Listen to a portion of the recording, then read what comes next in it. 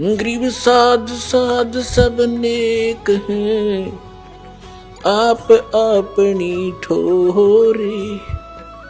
जो सतलोक ले जावेंगे वो साधु कोई और।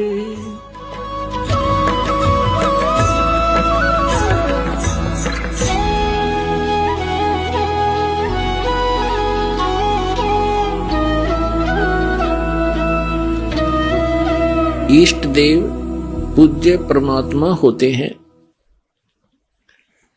और गुरुदेव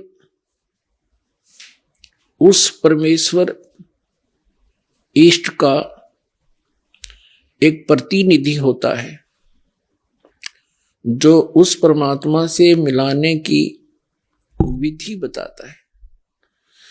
जो संत अपने सतगुरु गुरु को ही इष्ट देव कहते हैं, उनको आध्यात्मिक ज्ञान कुछ भी नहीं है। वो आध्यात्मिक गुरु नहीं हो सकते। अपने आत्मा आपके समक्ष हो गया कि इन दामा खेड़ा वालों का के ज्ञान है। इनके जो वर्तमान में महंत है उसके पूज्य गुरुदेव और पूज्य पिताजी ये क्या बताते हैं, ब्रह्म को सतपुरुष बताते हैं। कबीर साहब ने ये बताया। कबीर साहब उस परमात्मा में जाकर लीन हो जाते हैं। और परमात्मा कैसे है, धर्मदास जी ने सतलोक देखा, वापस आकर बताया कि वो परमात्मा मनुष्य सदृश्य है। जो काशी में स्वयं आए हुए थे, कबीर नाम थे, दुल्हा नाम से, खुद सतपुरुष है। इसके बाद खाक है। क्या देखा इन्होंने परमात्मा को? जिन महापुरुषों को परमात्मा मिला उन्होंने क्या बताया है? सतलोक में परमात्मा धर्मदास जी को स्वयं आकर लेकर गए। और ये जितने भी कबीर पंथी हैं, इंक्लूडिंग ये मधु परमहंस, ये क्या बताते हैं? परमात्मा जिसने बता दिया अमर पुरुष ऐसा है। और कबीर साहब को उससे अलग एक सतगुरु मानते हैं बस, और अमर पुरुष अलग है। जबकि वास्तविकता ये है, जिन भी महापुरुषों ने परमात्मा को देखा, सचखंड गए और वापस आए, उन्होंने बताया है परमात्मा मनुष्य दृश्य है। और जो काशी में बनारस में धानक रूप में आया था, जुल्हे रूप में आया था, वही खुद परमात्मा है। वो सतपुरुष है। सतलोक में भी वही है। लेकिन वहां उसके शरीर का वो नर आकार है, वहां पर भी परमात्मा, वहां उनके एक रोमकूप का इतना प्रकाश है, करोड़ सूर्य मिला दे और करोड़ चंद्रमा, उसकी रोशनी भी फीकी रह जा। और यहां जब आते हैं वो तीसरी सतिथि में, वो एक सतगुरु, एक संत, जिंदा महात्मा का रूप बनाकर आए हैं। जैसे कलयुग में विशेषकर जिंदा महात्मा के रूप में आते हैं। जिंदा महात्मा कैसे होते हैं? फक्कड़ फकीर होते हैं।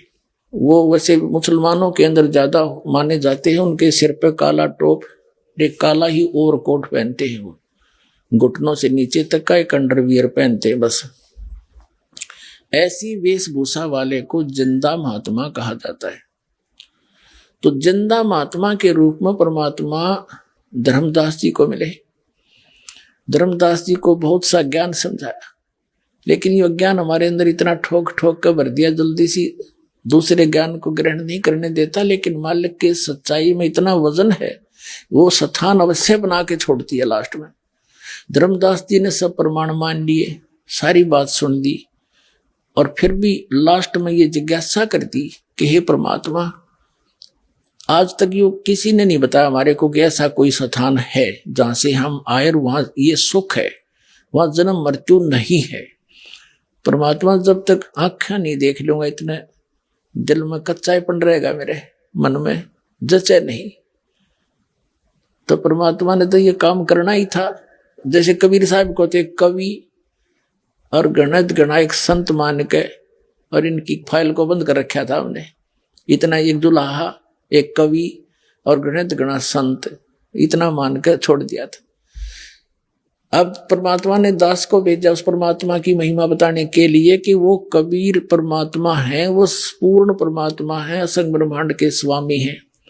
अब दास अकेला कहे तो किसी का ना जब ये प्रमाण दिखाएगा वेदों में वही प्रमाण, और जिन महापुरुषों ने परमात्मा का साक्षात्कार हुआ उन्होंने जो अपना अनुभव बताया उसमें वही प्रमाण।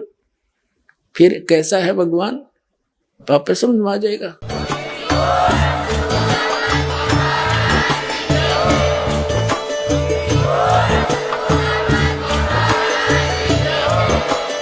आप सुन रहे थे जगत गुरु तत्वदर्शी संत रामपाल जी महाराज जी के मंगल प्रवचन। अधिक जानकारी के लिए विजिट कीजिए हमारी वेबसाइट www.jagatgururampalji.org। संत रामपाल जी महाराज जी के शुभ आशीर्वाद से पूरे विश्व भर में 500 से भी ज्यादा नाम दीक्षा केंद्र हैं, जिन पर संत रामपाल जी महाराज जी द्वारा ऑनलाइन निशुल्क नाम दीक्षा दी जा रही है। अपने नजदीकी नाम दीक्षा केंद्र का पता करने के लिए संपर्क करें 8222880541।